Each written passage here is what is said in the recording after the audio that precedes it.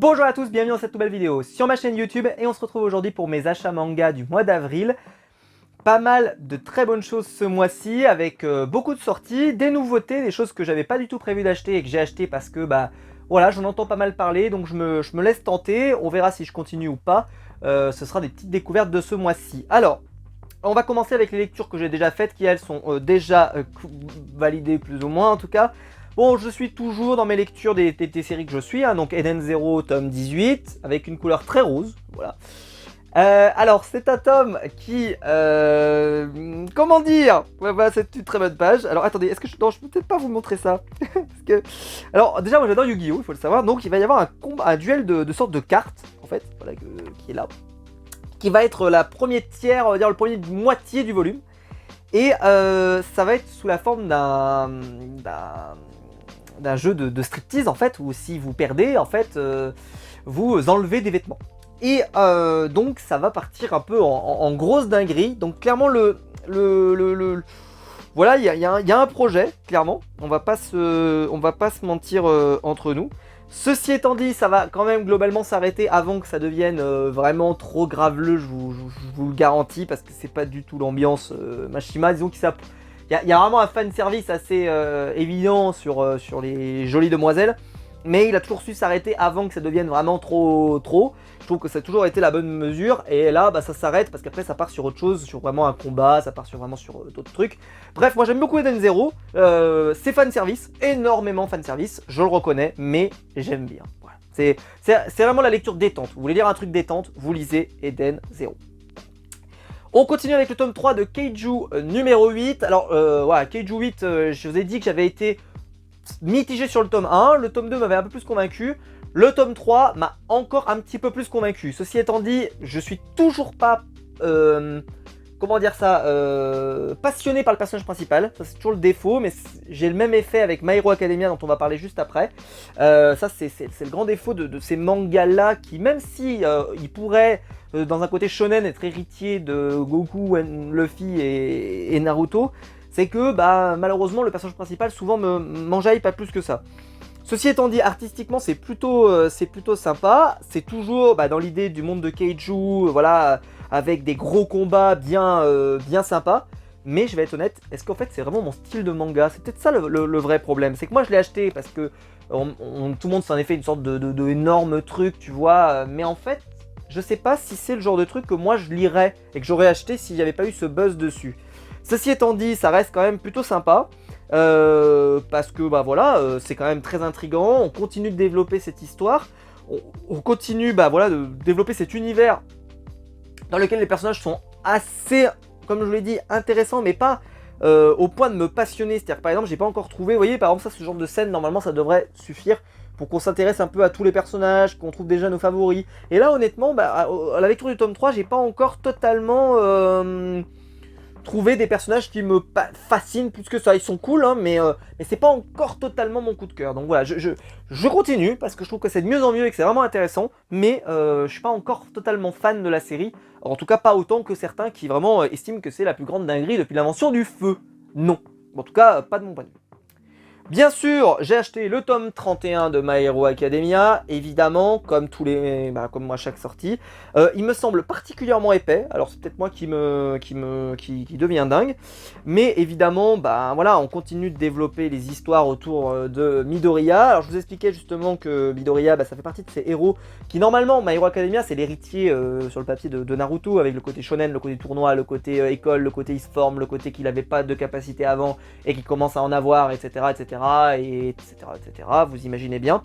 C'est vraiment l'héritier, cependant, c'est vrai que j'ai du mal avec Midoriya. Ça, j'ai toujours eu du mal. Je trouve que c'est un héros qui, pour l'instant, me propulse pas forcément toujours des choses que j'aime. Ceci étant dit, par contre, l'histoire en elle-même de My Hero Academia, elle vaut le coup, quoi. Elle vaut le coup. C'est-à-dire qu'elle est vraiment géniale. Et c'est intriguant, c'est intéressant. On parle beaucoup en ce moment du One for All for One, tout ça. Comment vous dire, c'est un tome qui est très important, je trouve, et qui a vocation à revenir un petit peu sur des temps qu'on n'avait pas vus et qu'on connaissait pas. Pour dire en gros que ce manga, c'est ce que j'aimais aussi dans Naruto, c'était un peu l'idée de... Il s'est passé plein de choses avant l'arrivée de Naruto, et il se passera plein de choses après l'arrivée de Naruto, et c'est pas juste l'arrivée de Naruto qui marque quelque chose. Non, il s'est passé des choses avant, et là on revient sur des choses qui se sont passées avant, sur les anciens ennemis d'All Might, etc. Et je trouve que ça donne du corps à cet univers, voilà, ça donne du corps. Bref, toujours aussi bien dessiné, toujours aussi intéressant, clairement je me régale tous les mois, enfin tous les 2-3 mois à lire ça, donc toujours autant de plaisir à le lire. Mon autre série coup de cœur, c'est bien sûr Jujutsu Kaisen, le tome 13 que je prends toujours autant de plaisir à lire. Franchement, ce tome, alors déjà la couverture elle est sublime, on n'en parlera pas assez mais elle est sublime.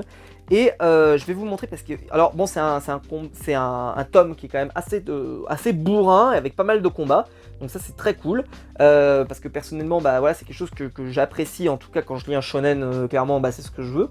Et puis bah j'adore les éditions Kiyun, donc forcément bah voilà c'est vrai que j'aime beaucoup leurs éditions. Et je vais vous montrer, il y avait une planche notamment, voilà, c'est celle-là, je trouve qu'elle dégage une petite badasserie assez sympa. Voilà. Je vais vous montrer, voilà, donc pas mal de combats assez stylés. Comment dire, il y a un ennemi qui est très puissant dans le volume. Et ça fait plaisir parce que c'est des choses, bah, ça veut dire que plus on avance dans le manga, plus on va tomber sur des ennemis avec des puissances assez remarquées. Qu'est-ce que je peux vous montrer par exemple de choses vraiment intéressantes? J'essaie de vous montrer un truc... Voilà, mais ce genre de choses. Ceci étant dit, Jujutsu Kaisen, c'est pas toujours le manga le mieux dessiné au monde. Il est très bien dessiné, mais pas toujours. Et en tout cas, moi j'ai passé un excellent moment à le lire. Clairement, moi c'est un de mes mangas favoris du moment, depuis un petit moment, donc j'aime beaucoup Jujutsu Kaisen. Bon, le manga que j'achète, je sais jamais pourquoi, mais je l'achète. On va pas y passer 3 heures là-dessus. Dragon Ball Super tome 16, c'est pas très intéressant comme d'habitude, hein. Faut pas... Je l'ai lu très rapidement, je l'ai lu très vite. Parce que moi je lis pas les scans, donc je suis obligé, quand je le lis, bah, je le lis, moi en fait je le découvre. Et je l'ai lu et j'ai trouvé que c'était très longuet, très long ce tome. J'ai senti le temps passer alors que pourtant bon c'est quand même Dragon Ball, mais oh là là, c'est pas très intéressant. Je m'ennuie un petit peu à le lire, voilà, je m'ennuie. Ceci étant dit, la fin du volume donc nous introduit voilà ce personnage là, enfin même il introduit au début du volume, mais en tout cas il est plutôt intéressant et ça on va voir ce que ça va donner. Voilà, bon écoutez. Franchement, si vous pouvez vous économiser Dragon Ball Super, moi personnellement je le ferais si j'étais vous, parce que clairement c'est pas aussi bien que ce qu'on aimerait. Bien sûr, le volume le plus attendu et le meilleur, comme toujours, c'est Boruto, hein, tome 13. Qu'est-ce que je vous dis sur Boruto, c'est une dinguerie. C'est même limite, franchement, moi je me demande s'il faudrait pas le mettre en grand format, tellement c'est beau, tellement c'est bien. Tellement les personnages sont intéressants, tellement... En fait, moi j'aime tellement Naruto, j'aime tellement ça, que le voir continuer dans Boruto, t'as l'impression que c'était fait depuis le début, que c'était prévu depuis le début, tellement c'est bien fait, c'est en cohérence, le méchant il est stylé, badass à mort, c'est trop bien. Qu'est-ce que je pourrais vous dire? C'était trop bien, et puis il y a une superbe utilisation, je trouve, de Naruto dans le volume, et en même temps de Boruto qui quand même reste important. Mais je trouve que c'est super bien géré, c'est-à-dire que ceux qui aiment Naruto comme moi, tu vois, il y a toujours quand même du Naruto, il est toujours là. Parce qu'effectivement c'est le Hokage, c'est le ninja le plus puissant de l'univers, pourquoi tu t'en passerais, j'ai envie de dire. Et en même temps, par exemple ce que j'adore, je trouve que Sasuke d'ailleurs est vraiment intéressant dans Boruto, alors qu'il était vachement pète couille je trouve dans les derniers tomes de Naruto. Là je le trouve super intéressant, et puis Boruto il est génial, et puis franchement c'est trop cool, et puis c'est trop cool, et c'est trop cool. Bref, c'est trop bien, voilà, lisez-le, c'est trop bien, vraiment c'est mon manga préféré depuis longtemps. Mais ça se confirme à chaque mois. On continue avec un volume dont j'ai pas grand chose à dire, c'est Fairy Tail 100 Quest, 100 Year Quest de tome 10. Bah c'est du Fairy Tail, hein, donc si vous aimez Fairy Tail, vous allez aimer. Évidemment, c'est sublimement dessiné. Ceci étant dit, c'est quand même un peu moins bien dessiné que quand c'était Mashima, parce que je trouve que Mashima, quand je vous ai montré avec Eden Zero, c'est un peu plus sympa. Ceci étant dit, les combats sont plutôt cool, mais c'est du gros fanservice sur The Volume. Vraiment, alors là, c'est vraiment ça envoie. Mais voilà, tu vois, ce genre de planche, par exemple, c'est du pur Fairy Tail comme on aime. Enfin, comme on aime. Si on aime Fairy Tail, évidemment, si vous aimez pas Fairy Tail, ça n'a aucun intérêt de lire ça. Les personnages sont cool. Moi, j'aime bien. En fait, j'ai toujours aimé Fairy Tail, donc je vais pas... même si, tu vois, c'est pas le meilleur manga de l'univers, tu vois, c'est pas Boruto, c'est pas des choses comme ça, c'est pas des mangas qui vont te provoquer quelque chose de... qui vont te faire réfléchir sur l'humanité, sur quelque chose machin. Non, mais c'est juste, par contre, tu veux passer un bon moment. Là, tu lis du Mashima, du NN0, du Fairy Tail, normalement, tu passes pas un mauvais moment. Tu peux pas te dire, ah purée, je me suis ennuyé, je me suis fait chier, il s'est rien passé. Normalement, quand tu lis ça, tu passes quand même un bon moment. Mais faut accepter, voilà, qu'il y ait du fanservice, qu'il va y avoir des gros dragons, des gros trucs, des gros machins. des gros seins, tout ça, voilà. Bon, moi ça me dérange pas, mais il y en a que ça dérange, moi ça va, je le vis bien, je vous rassure. Le volume que j'ai acheté cette semaine, alors là c'est les 3 volumes que j'ai acheté cette semaine, donc je vais pas pouvoir vous en parler parce que je viens de les acheter. C'est le fabuleux, en tout cas très recommandé, Frieren. J'espère que je le prononce bien, de chez Kiyun. Alors j'achète beaucoup de choses que fait Kiyun, j'aime beaucoup. C'est un éditeur que j'aime bien. Et Frieren, en fait, c'est été je crois la meilleure vente de manga qui a jamais fait, enfin le meilleur lancement qu'a jamais fait Kiyun en France. Alors que pourtant ils ont My Hero Academia, donc je suppose que ça a dû se vendre énormément. J'ai pas eu le tome collector puisque je me suis réveillé en retard en fait, puisque j'ai pas découvert la série à ce moment-là. Ceci étant dit, je le voulais pas particulièrement, il était plus cher que le volume normal.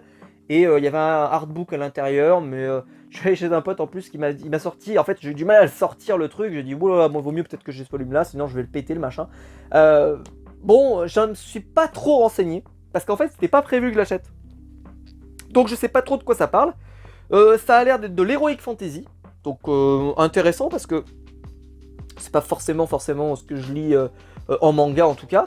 Mais écoutez, pourquoi pas. Après, ça a pas l'air d'être vraiment bien baston, machin. Ça va être plutôt calme, plutôt un autre type de manga. Donc j'espère que je vais y trouver mon compte.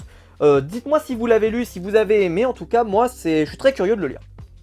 Là, Maxime, on va parler pour les 2 derniers titres de Mangetsu. Avec, pour la même raison que j'avais acheté Shiruran, qui est juste là, le tome 1, j'ai acheté Shigahime. Et pour la même raison, c'est « Oh, vous avez vu, ça brille! Oh, vous avez vu, la couverture, elle est incroyable !» Je vous la montre, elle est Wap Around. Et en fait, l'édition, elle est sublime. Et t'as qu'une seule envie, en fait, quand t'étais dans le magasin, j'ai ramené ces 2 trucs-là. Voilà, j'ai ramené ces 2 trucs-là. Ça, parce que je l'ai vu en devanture et j'ai fait « Mais waouh, ça a l'air trop beau !» J'ai dit « Bon, allez, je l'achète. » Et ça, vu que j'avais appris que c'était vraiment génial et qu'il était remis en avant, je l'ai acheté. C'était 2 trucs que j'avais absolument pas prévu d'acheter, mais absolument pas. Donc ça a l'air bien sanglant, on va pas se mentir, ça promet de s'enjailler pas mal. Il précise que c'est pour un public averti, alors je pense pas que ce soit pire que DeadTube où ça finit en viol en réunion, je pense que ça va aller. Ouh là là, je vais perdre ma chaîne YouTube si je vous montre ça. Oh putain. Donc on va faire gaffe, très bien, on va faire gaffe, Virtual Devil, on n'a pas envie de faire une Virtual Devil 2.0. Mais voilà, et disons que... Qu'est-ce que je peux vous montrer là-dedans? Ça va là-dedans, elle est presque habillée, non, je sais pas. Bref, bon, on va pas aller trop loin là-dedans. Il y a un petit peu, mais ça va, c'est pas trop... En tout cas, ça a l'air d'être sur les vampires. Donc, j'ai jamais lu quoi que ce soit sur des vampires, donc on verra bien. Si ça me plaît, voilà, pourquoi pas. Puisque, preuve à l'appui, j'ai lu Shiruran tome 1 et j'ai beaucoup aimé, donc j'ai acheté Shiruran tome 2. Il faudra attendre pour acheter la suite évidemment, donc j'ai acheté ces 3 volumes le même jour. Je vais rattraper mon retard sur Shiruran, je pense au fur et à mesure. Voilà, j'ai beaucoup aimé, le tome 1 j'ai trouvé génial, j'ai adoré découvrir le... Comment ça s'appelle, Shinkugumi là, un truc comme ça. Mais c'est très cool en fait, voilà. Alors c'est un mélange entre histoire et un peu fanfiction et tout. Mais ça me dérange pas plus que ça, et puis c'est superbement dessiné, vraiment, j'adore le trait, je trouve ça absolument magnifique. Et l'édition, voilà, comme je vous l'ai dit, la couverture elle est magnifique. Et c'est vrai que ça, Mangetsu, clairement, il te soigne il te soigne quand t'arrives, t'as vraiment l'impression que c'est cool. Parce que voilà, la série elle est super quali, et enfin, je veux dire, le manga en lui-même il est super quali, t'as vraiment l'impression d'acheter un bel objet. Et ça c'est cool. Il va y avoir un bon combat de sabre dans la fin, donc j'espère que ça va être cool. En tout cas dans le tome 1 c'était vraiment super intéressant de voir le début, l'origine, J'ai jamais trop lu de trucs de samouraï, mais j'avais beaucoup aimé Naruto, mais qui n'est pas de samouraï, qui est des ninjas. Mais en tout cas, je pense que ça peut être grave ma cam. J'espère que ça va continuer en tout cas et que je vais... je sais que c'est un peu leur 2e série régulière. Je crois qu'ils ont Aohashi mais qui m'intéresse pas, c'est un manga de foot, ça m'intéresse pas tellement. Et je crois que c'est Shiroran leur 2e. Et je pense que ça va être ma série régulière chez eux. On verra si Shigahime, purée ce nom, me donnera envie de continuer par la suite. En tout cas, la couverture du tome 1, on va pas se mentir... franchement, paf, t'es obligé de l'acheter quoi. Et ça, je la trouve très belle aussi, vous savez, il y a une dorure, tout, ça brille, je vous l'avais expliqué. Et clairement, c'est magnifique, et puis j'adore rentrer dans un univers comme ça, tu vois, où t'es en train de découvrir des choses, où t'as des personnages, ils vont certainement se lancer dans des premières missions et tout. Et ça, c'est très très cool. Et dans le tome 1, franchement, c'était nickel. Super intéressant. Les personnages sont hyper bien incarnés. T'as tout de suite envie de t'intéresser à eux. Et j'espère que ça sera aussi bien dans le tome 2. En tout cas, je l'espère. Parce que je pense vouloir continuer la série, en tout cas, et la faire au complet. Bien sûr, si ça maintient un niveau de qualité. Écoutez, j'espère que la vidéo vous aura plu. Si c'est le cas, n'hésitez pas à la liker, à vous abonner, à la partager sur les réseaux sociaux. Dites-moi en commentaire vous ce que vous lisez en ce moment en manga, ça m'intéresse. Et puis et dites-moi si vous avez acheté justement ces volumes-là, puisque Free Arena, je crois que tout le monde l'a acheté. Et est-ce que vous avez essayé ce volume-là, donc le fameux Shiga-hime, est-ce que vous l'avez essayé ou pas? En sachant qu'il faut avoir un certain âge, donc je sais pas trop si c'est votre cas, mais en tout cas, voilà, ça a l'air très très cool, on va pas se mentir. Voilà. Si vous voulez devenir un membre soutien, n'hésitez pas, juste en dessous, hein, vous pouvez. Vous appuyez sur le bouton rejoindre et vous intégrez la communauté des membres soutiens, et je vous en remercie. Et quant à nous, on se retrouve très vite pour de nouvelles vidéos sur ma chaîne YouTube. Ciao!